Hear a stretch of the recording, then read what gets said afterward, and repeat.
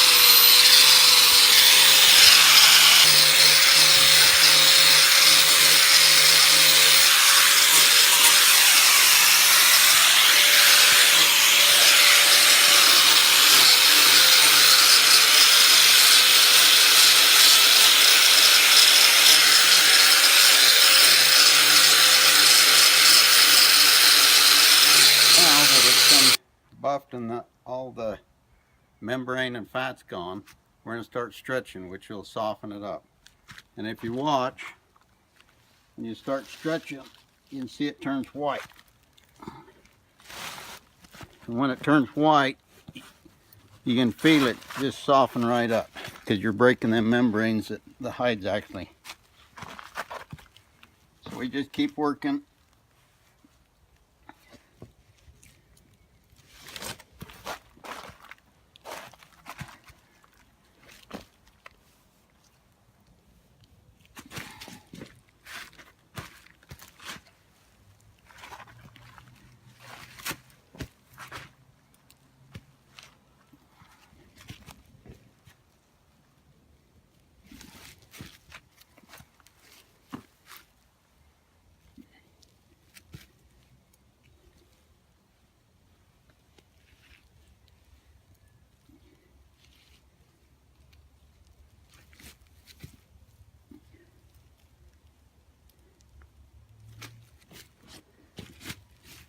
Now, Paige will get a close-up.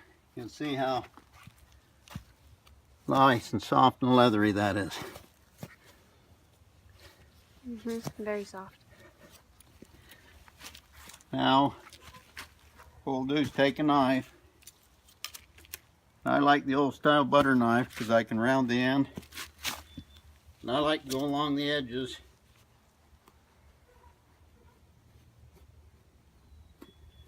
If we was doing this as a cape for a deer or something, we wouldn't do this, but you won't have that much membrane on a deer. This is just to clean this up. You can see how after it's been stretched, how easy that membrane just pulls. And I've had people say that this is not a real leather. It is a real leather. It's not just a pickle like a lot of people talk about.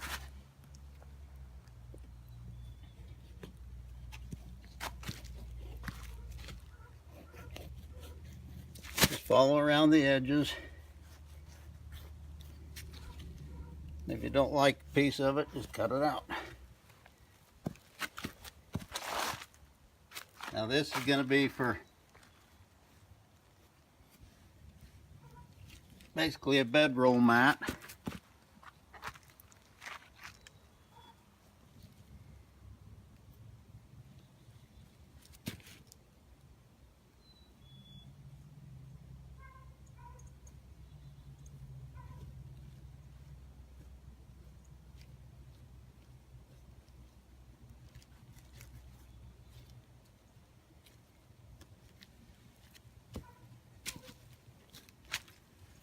For my files, if they don't come with a handle, I like to take a old golf ball and drill a 1/8 inch hole in it, and makes perfect grip for me to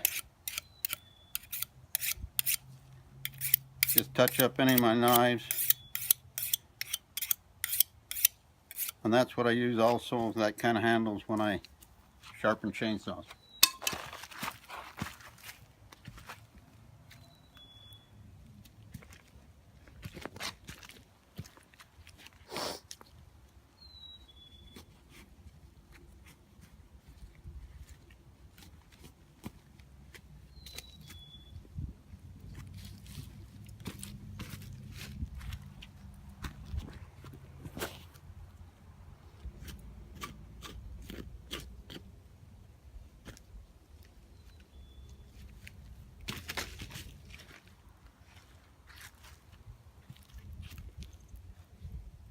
If this was a regular hide like deer and elk or bear skin, it wouldn't grab the hair like this does when you're using that buffer.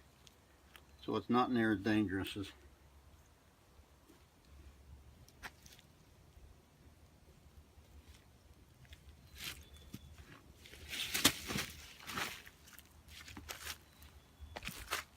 Now we start with the finishing oil, which is WD-40.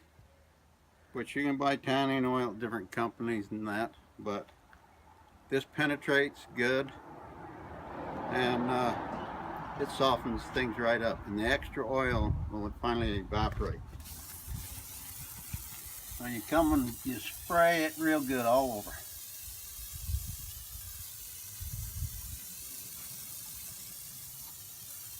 Start your outside edges first,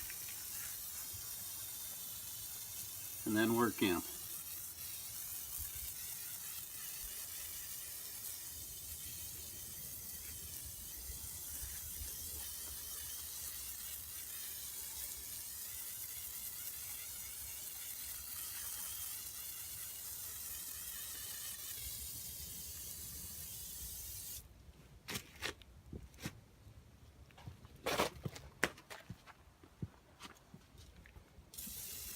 I almost hate to spray the oil on this time because it makes the hide look wet again. But if after you do this and it dries out for a couple of days and don't let it dry in direct sunlight, then stretch it again, see if there's any spots that you missed before.